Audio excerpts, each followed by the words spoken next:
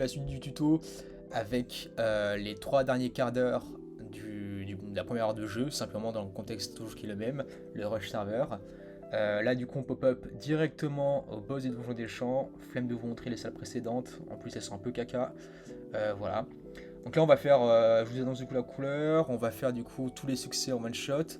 Il y a le succès spécial qui se déloque tout seul, c'est un bug. Je crois pas que je suis censé le déloque en temps normal, voilà. Alors, comme vous avez dit du coup sur la précédente vidéo, donc là il y a le duo Sacriop qui est mis en avant. Le concept est simple, donc le Sacri invoque l'épée, le Yop booste à l'épée divine, aussi bien l'épée que le Sacrieur, parce que l'épée ça fait un peu une troisième entité aussi en soi, enfin vraiment qui est pas négligeable. Ça tape, ça régène, et ça tacle surtout, donc on dit oui. Là, ça va être très simple. Je crois que je fais pas premier. Je suis un gros menteur. Ouais, je fais pas premier parce que le mob est trop loin, qu'on est une compo au corps à corps et qu'on n'est pas non plus au petit. Donc, faut pas non plus trop surcoter la composition. Donc là, ça va être très simple. Les tours sont toujours les mêmes. De toute façon, on n'a pas non plus grand choix au niveau des sorts. En tout cas, pas à ce niveau-là. Ah oui, pour le choix des éléments, donc on est du coup sur un Yop Agi, forcément au vu des zones et la portée d'épée divine et le boost que ça procure, pour moi c'est toujours le meilleur, enfin ça reste toujours du coup le meilleur élément. Plus tard on verra pour la voie haut, mais bon, je pense qu'on va rester sur la voie Agi. Et le Sacrieur qui jouera haut, mais je crois qu'il va alterner entre le mode eau ou terre, enfin bref, faudra voir en fonction des maps. Voici, voilà.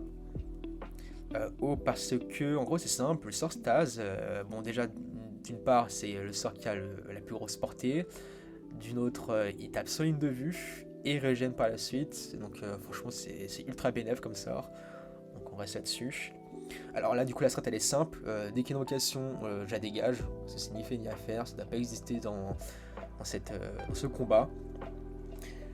Là, ça va être très simple. En gros, le boss va passer tout le combat au corps à corps du Sacrieur. Et comme le Yop est un peu en train de crever, la strat elle est très simple. Donc, le Sacrieur, tank en fait, simplement, il joue son rôle. Il aide un peu à clean l'épée. Il aide un peu l'épée à clean les invocations et les mobs qui sont loin là. Comme ça, il peut vite revenir vers nous. Et en gros, l'idée c'est simple, c'est que le Yop reste au corps à corps du Sacrieur. Comme ça, il chope un peu la régène aussi. Avec les autres sorts du Sacri. Autre chose, donc encore une fois, dès qu'il y a une invocation, on la dégage, on l'avait pas chez nous, c'est un peu la mauvaise herbe quoi. Merci, au revoir. En plus ça fait un tour même pas, franchement, c'est BDF. En gros c'est simple, le Yop il va alterner entre entre ferveur pardon et épée divine. Pour éviter de crever pour rien.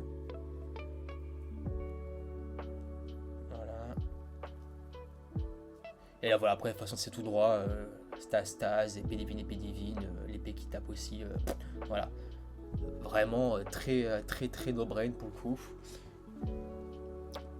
Voilà super, GG Wellplay, on a défoncé le boss, c'était pas très compliqué vraiment. Fallait juste faire attention au moment où le Yop était un peu en fin de vie, en fin de carrière. Là du coup petite astuce très importante qui nous fait gagner du temps, qui est pas négligeable. En gros dès que vous avez terminé le donjon des champs, il y en a un qui s'en va téléporter, qui s'en va du coup pardon prendre le zap à Tenela, pendant que les autres s'en vont valider la quête et compagnie. Et en gros voilà, donc on a sauvegardé du coup, on a du coup le zap, on peut retourner du coup à Sru valider la quête, et en gros l'idée c'est que pendant ce temps-là, il y en a un qui va au donjon à sablé et qui s'apprête du coup à téléporter. Donc là, du coup, on valide la quête. Voilà. Là, je crois qu'après, je parle au vieux. Je sais pas pourquoi, vraiment, c'est pas à faire du tout. Là, c'était pour une quête annexe, il me semble. Ouais, voilà, c'est ça. Il y a une quête qui demande du coup de payer des bières, mais on s'en bat les couilles, enfin, on n'en prenait pas en compte.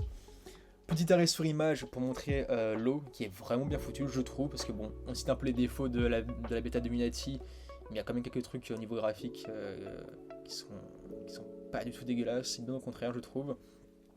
Donc voilà, la personne qui a pas pris la sauvegarde au Zap Tenela s'occupe du coup de téléporter au donjon sablé. C'est comme ça qu'on se répartit les rôles. Et là en gros, là on va vraiment faire tous les succès, c'est très simple, c'est pas compliqué du tout, c'est tout droit. Les tours sont toujours les mêmes, on booste le sacrier et on booste l'épée volante aussi. L'épée volante ou l'épée vorace, je sais plus. Ok, bon j'ai pas fait ce tour-ci, très bien, petit rebelle.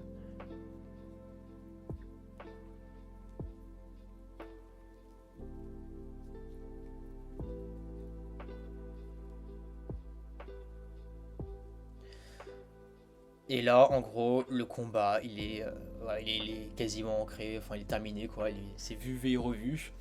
En gros, ça va être très simple, l'épée va tacler les mobs, et chacun du coup aura son rôle à jouer aussi là-dessus.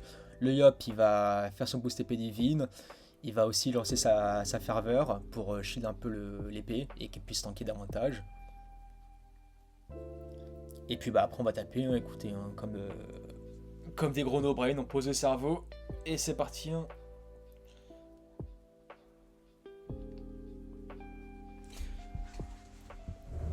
On alterne entre les deux sorts offensifs distance du sacrieur. Parce que bon, le succès veut qu'on est obligé de le faire. Là, je crois que je vais décaler de une ou deux, un truc comme ça, je crois. Et je vais rester bloqué là. Je sais pas pourquoi je mets du temps à jouer aussi. Ah oui, bah, je pense que ouais, c'est normal. En gros, c'est simple. Il y a quelques soucis du clic qui persistent encore dans la bêta. Ce qui fait que bon, les tours sont parfois un peu longs à jouer, mais c'est pas spécialement de la faute de l'ordi ou du joueur, c'est plus celle du jeu.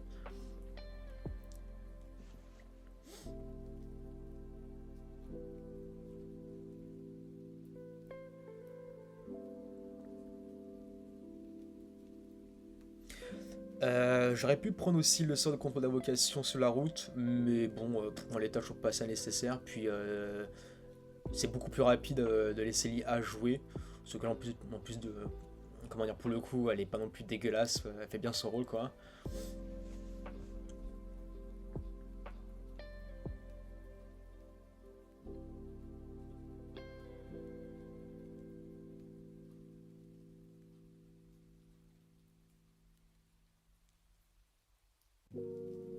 Là, je suis en train de voir si je peux pas tuer le pichon, l'autre pichon à la con. Mais je sais pas, ça va être possible. Et du coup, je vais rester à son corps à corps parce que l'épée est sur le point de crever. J'ai un doute, savoir si elle passe, enfin si elle encaisse ou pas justement le prochain tour du pichon orange. Donc, du coup, je me dis qu'en restant à son cac, je vais pouvoir prendre les dégâts à la place de l'épée et du coup, elle pourra survivre et ça cassera pas la dynamique du combat. Mais en fait, le truc tape en zone donc ça changera rien du tout.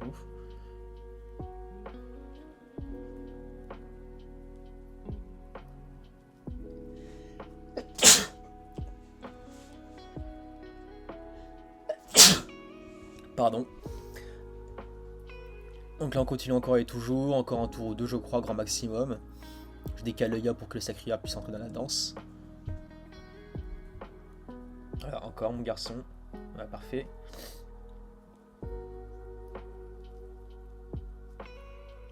Ah ouais, tour de con. Et voilà.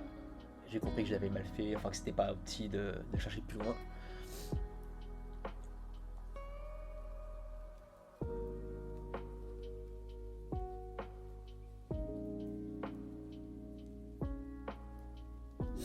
Ouais, il y a des moments où en gros quand tu cibles le monstre directement, ça bug. Du coup tu es obligé de cibler le mob dans la timeline pour que ton sort puisse se lancer simplement. Voilà, on prend quelques niveaux, niveau 23, niveau 30 pardon, excusez-moi, j'ai menti. Niveau 30, voilà, je crois qu'à ce moment-là, il nous reste il nous reste quoi, un quart d'heure à peu près, 15 minutes de jeu, de jeu sur la dernière heure de temps écoulée, enfin sur la première, pardon, je vais y arriver.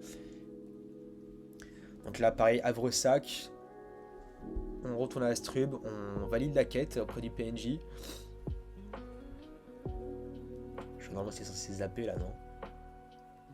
Dès que j'ai jamais fait le cut. Ouais, bien joué ma poule. Voilà. Là, on valide la quête, on prend un petit niveau en plus. C'est ultra bénéf. Franchement, on a pris les 30 niveaux en même pas 45 minutes. C'est pas du tout dégueulasse, sans être impacté justement par les zones surpeuplées et tout de joueurs quoi. Donc encore une fois, quand je vous dis que c'est pas bon de viser les succès mobs en l'état du serveur, voilà, c'est que c'est pas déconnant comme conseil, je pense. Après peut-être qu'il y a mieux, donc à vous de le dire. Donc voilà, du coup la stratégie de tout à l'heure elle est mise en place. Donc là la personne qui a sauvegardé Osa de Tenela s'en va téléporter au donjon des Bouffetous. Là pareil, gros gain de temps, ça c'est bénef. Alors pour le donjon Bouffetou c'est très simple, en gros vous pourrez gérer toutes les salles jusqu'au boss en duo. Seulement à la fin ça va bloquer parce que ça fait trop de dégâts simplement. Et vous n'avez pas assez de. Enfin vous n'avez pas le stuff nécessaire pour tanker. Du coup là je demande un coup de main à qui veut. Parce que je sais particulièrement qu'au niveau 30 personnes gèrent. Et tout le monde ici est au niveau 30 à ce stade là du jeu. 30-35 pour ceux qui ont tryhard les succès mob. Mais qui vont avoir du retard. Donc là je fais rentrer un autre duo, mes futurs collègues de boulot. Ouais, je crois qu'en plus on va jouer vraiment comme des gros attardés. Comptez pas sur nous pour faire les succès, ils s'en battent les couilles. Et ça va être tout droit, pareil. Hein. Le Pandawa, en gros, l'idée, le Pandawa est agi, il va naturellement tacler tous les mobs. Donc bah forcément, ça va être des zones faciles à prendre et voilà quoi. Je vous laisse le combat, comme ça vous avez aussi en compte les... Enfin, vous voyez un peu du coup les nouvelles animations, le nouveau design des mobs et tout, vraiment. Enfin, c'est hyper fluide en vrai. Et voilà, les animations sont vraiment pas dégueulasses. Je trouve ça vraiment très joli en vrai. Et c'est assez agréable. Donc voilà. D'autant plus que c'est fluide et ça fait pas bugger, à contrario de la 2.0 actuellement. Ce qui rend le jeu beaucoup plus agréable avec les animations. Là, vous verrez en plus au tour prochain, le Feka fera du coup une attaque nuageuse ou un autre sort haut là, qui est vraiment. Enfin, je trouve ça très joli.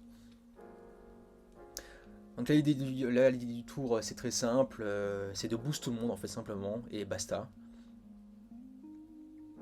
Là l'épée je sais pas ce qu'elle va faire mais elle va attaquer un coup et ciao, elle va se casser tout en bas.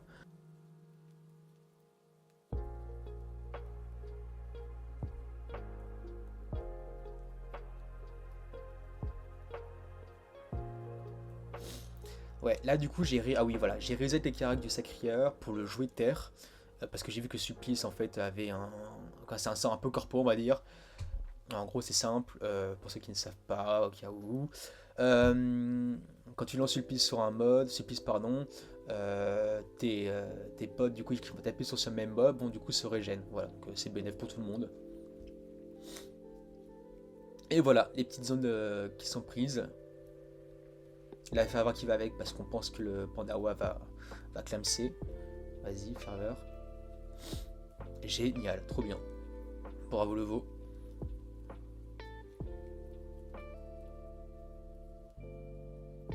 Et là pareil, en gros, donc en gros voilà, l'IA du Bouffetou Royal, elle est hyper fuyarde, c'est comme les blobs de toute façon, et c'est comme toutes les versions du jeu.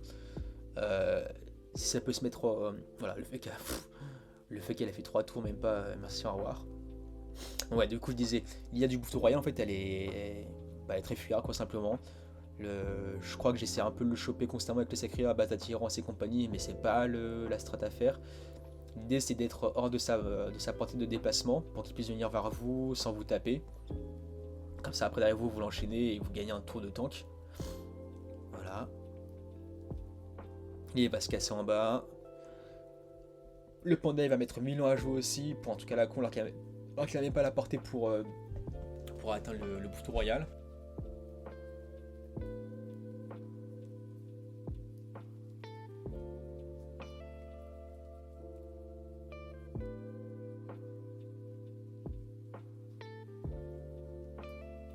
Je lance les boosts, la ferveur pour sauver des petits culs.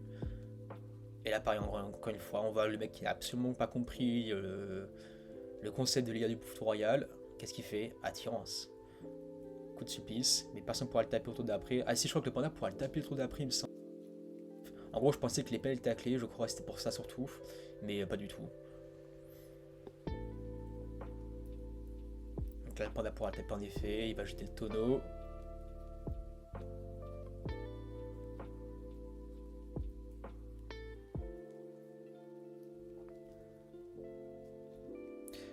Je crois que sur les versions précédentes, ça a vérifié, mais le Bouffetou Royal il one-shot les invocations. Là, c'est pas le cas du tout, donc bénef. Après, peut-être que je sais pas jouer à Siwa et tant pis, bah les couilles un peu. Mais en tout cas, c'est bien de le savoir.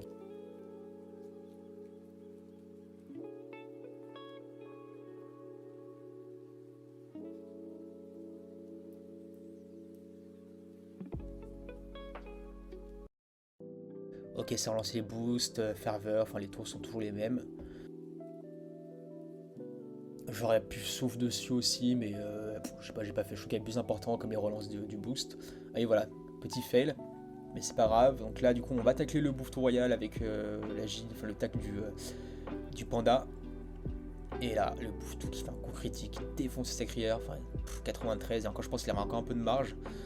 Euh, c'est super fort quand ça crit, faut pas se coter encore une fois là-dessus. D'où l'importance de jouer à 3 voire 4 en fait grand maximum pour ce boss là en l'état du rush.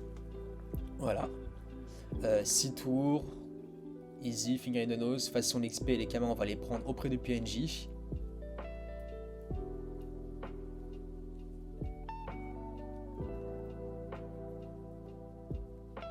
Ça après, c'est les ressources du Bouffetou Royal, c'est des ressources qui ne nous intéressent pas. On pourra les vendre aussi par la suite.